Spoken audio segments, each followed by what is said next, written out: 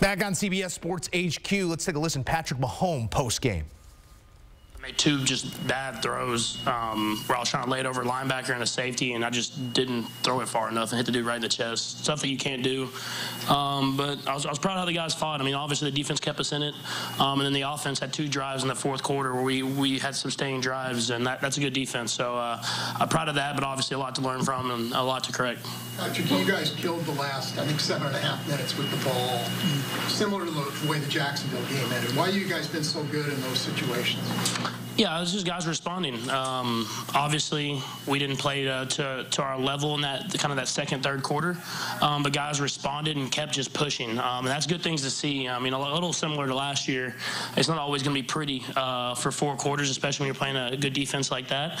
But whenever the opportunity arises, it's about going down there and finishing. And obviously, we didn't do that the first game, and I'm glad that we've been able to do that in these last few. Patrick, it depends on what you do with this, right? Whether it serves you well to have a game like this. But what do you feel like in some way it does? I don't know if it's a reality check, but what is it? What does the game do for you, think? Yeah, no, that's a good defense. I mean, I knew it was going to be a fight going against that defense. I thought it was kind of almost out of the norm to start that fast against them. But I think just learning, correcting, trying to learn from our mistakes. Obviously, I have to be better with the football. Can't turn it over and put that pressure on our defense. But they stepped up for me. And so it's football. It's NFL. And not everything's going to be easy. You have to find a way to win different ways. And I've learned that over my career. And proving you can grind it out is meaningful. I mean, to do that the way the last quarter went. Yeah, no, proving you can grind it out. I think proving that you can have 2 or 3 quarters where you literally aren't scoring. You're not scoring.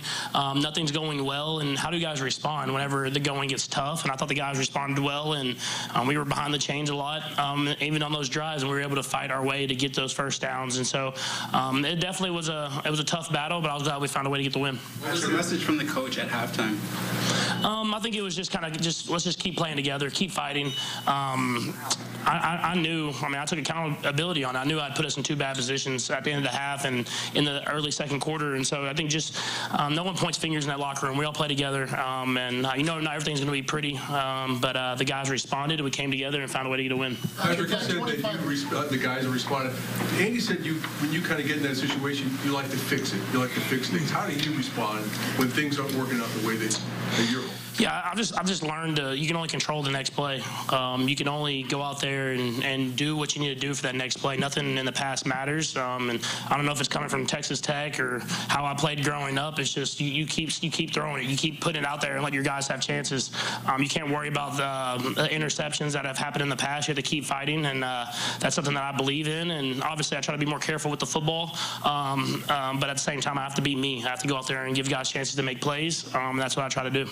Of course, you talk about being you, right? And you pick up everyone when you start going right. But who picks you up? Is it the coach or is it another? I think it's just the whole team. Honestly, I mean, it's everybody. No one ever points fingers on this team. I don't think not just me. I think at everybody. If something goes bad, you pick that guy up and you keep fighting. And that's why I think we've won a lot of football games here. Is that it doesn't always have to be perfect, but we're going to respond and have each other's back. And that's what makes great football teams. Patrick, that 25-yard run you had on that last drive, that was obviously a big play, but you were particularly fired up when it was over. Was there something else behind that? Yeah, I mean, we just needed that. We needed that play in that time. We were trying to get into the field goal range. We're trying to do what we can to keep the defense off the field. They've been playing their tail off in that second half. I'm a little upset. I kind of stumbled. I was thinking I could maybe get around the side a little bit. I mean, it was a big first down, and then we were able to kind of keep it moving down the field. I've told a lot of people, I mean, I'm faster than people think. I don't run pretty, so people think I'm slow, but I move a little bit better than people think. Patrick, it's the 2 interceptions that you touched on briefly. It's kind of similar plays, it looked like. But I'm wondering if you could just take us through what you saw. Yeah, it's just being greedy, man. Just got to throw the ball away.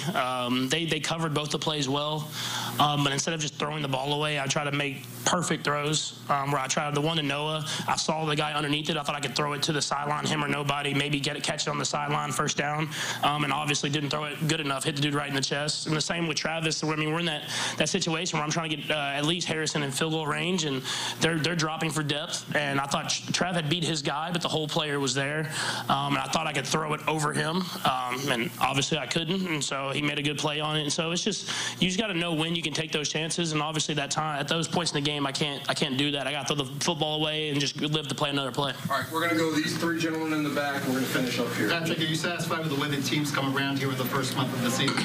Yeah, I mean, it's always good when you find ways to win. I think I've learned in my 6 or 7 years, it's you can win pretty, but you have to win ugly too in order to win Super Bowls. And so for me, it's always, even though I hate it while it's happening, I feel like it makes you better in the end if you win games like this where not everything's going perfect. And so we did that last year, and we're going to try to do that again this year, and then try to keep getting better. And so we're playing our best football at the end of the season.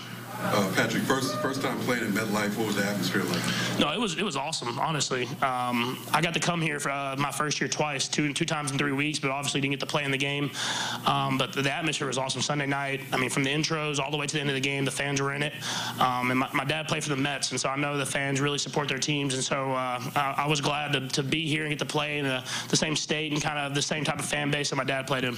Follow up on that was like Isaiah Pacheco kind of coming back to New Jersey, just his game, the way he played today in front of the fans that he grew up. Yeah, no, he's I call him, he's Jersey's own, man. He went to Rutgers. He played in Jersey. He loves it. Kind of how I am with Texas. He has a lot of pride in it, and so I could see it from the first snap. You could see it in his eyes. Like this meant more to him, and he did a great job catching the ball, running the ball. I mean, he put up great. I haven't looked at the stats. He put up great stats and made some big runs when we really needed them. Last three, Adam. Patrick, you got the 200 TD record tonight. Does that, number one, does that mean anything? And number two, did you keep the ball? I don't even. What is the record? 200. Yeah, I mean it means a ton because I guess the people that are on the list, the quarterbacks that have came before me, I mean, you just got to keep going. I mean, the game has changed, so I think someone will pass me before too long. And so you just go out there and keep playing. And the one thing that doesn't change is Super Bowls, so I'm going to try to keep getting those. Last two. Hey, going back to that run, were you surprised that it was just wide open up the middle? It was so wide open, I feel like I could have ran that. No, the offensive line, first off, did a good job blocking. That pass rush is, I mean, is one of the top in the NFL, if not the top. And it kind of opened up, but there was a lot of attention, which, I mean, while there was a flag, there was a lot of attention on Travis, which is, I mean, important. And so once he kind of went to the right, he took like 3 people with him, and it opened up for me. And so, like I said, I'm a little faster than people think I am. So maybe one day I'll get a spy. That's my goal. If I can get a spy, then I'll know I've made it. Patrick, talk to some of your teammates that talk about going to the halves, some adversity. Talked to Trinity, talked about Chris Jones and Spags talking about brotherhood. After a quarter of the season's already gone, what's the character to make with a team that you see? You talked about the adversity and the different type of wins that you want.